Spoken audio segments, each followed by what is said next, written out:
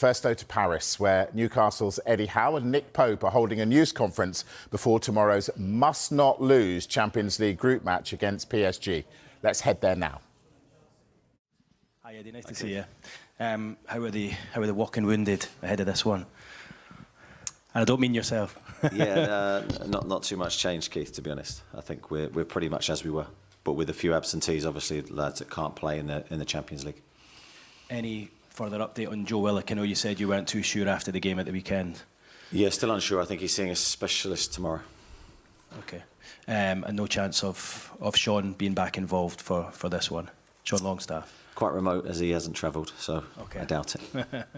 How are you coping with that? Because obviously you haven't asked a lot of the players who are playing full 90 minutes. What is the mood around the camp like of those who have been heavily involved over the last couple of weeks? Yeah, the mood of the group's very good, especially after the result of the weekend. I think that was a pivotal moment for us because, as I said after the game, very easy to feel sorry for yourselves or to focus on the players that aren't with us. The lads did incredibly well to blank that out and just perform at a very high level to win against a very good Chelsea team. We'll go to Matthew Raisbeck and then Lee Ryder.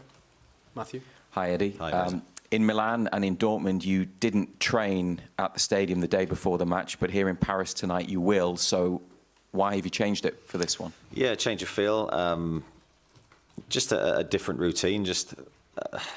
You never know how these things affect your performances. The results you can never guarantee, but performance, we're looking for an improvement from our 2 away games. So that's why we've done what we've done today.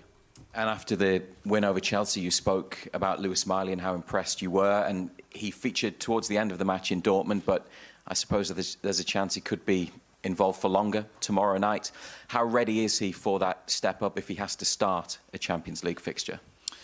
Yeah, there's every chance he'll be involved again. I think he's ready. I think the thing I loved about him after the game, he was just the same Louis. It was as if he hadn't done anything. It was just another game for him, and I think that's how he would need to approach this game. Sometimes the more you build up a game, the worse your performance can be. So he's got a great temperament for these occasions. Okay, Lee Ryder and then Luke Edwards. Eddie, there was quite a lot of edge in the first game, and Luis Enrique was quite angry. I don't know exactly why after the game. Obviously got hammered, but Newcastle go into this one. Do you thrive on that sort of danger going into a game like this? Yeah, I think it's good to have all those mixture of emotions going into a match. I think we need to play on the edge. I think we're at our best. I think every team is at their best when they have that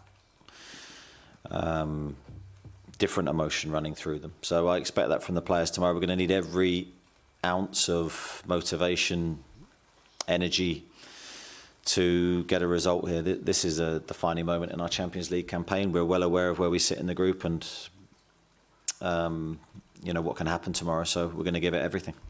And Mbappe didn't have a great game at St James Park. Is it asking too much for him to have another off night tomorrow? It's difficult to talk about their players and their team. They have quality in every position. I think since we've played them, they've scored goals for fun. So we will do our best defensively. I have to say that our structure in the team, our defensive resilience has been good. Probably bar the Bournemouth game, we've been good in that respect, and we're going to need to be every ounce as good as we can be. Okay, Luke Edwards. Hi, I don't know if he can hear you speaking now. How important has Nick Pope been for you since he came in? It's over a year ago now, but can you just talk a little bit about what he's brought to the team and the defence? Yeah, he's been huge for us. He's brought a real confidence, I think, to the back line. We're lucky to have some very good goalkeepers at the football club, and Nick is quite unique with his skill set. I think you could see again from the Chelsea game. So the save he made, I can't remember actually who it's from, but in the first half against Chelsea was an outstanding save, probably highlighted really even in my own mind until I saw it again, how good that save was. And it's those key moments, it's those big saves that he's made since he's been here that has really elevated us as a team. He's a very calm guy, very popular in the dressing room, a lot of fun to be around. So on and off the pitch, I think he's made a big contribution. I know it's not your concern, but are you a little bit surprised he's not back involved in the England squad? Yeah, I've been asked this a lot. I think I can never put myself in Gareth's shoes. I've never walked in those shoes as an international manager, so I can't, and I never will critique his decisions. He knows all about Nick. He knows his qualities. I'm sure he's right in his mind.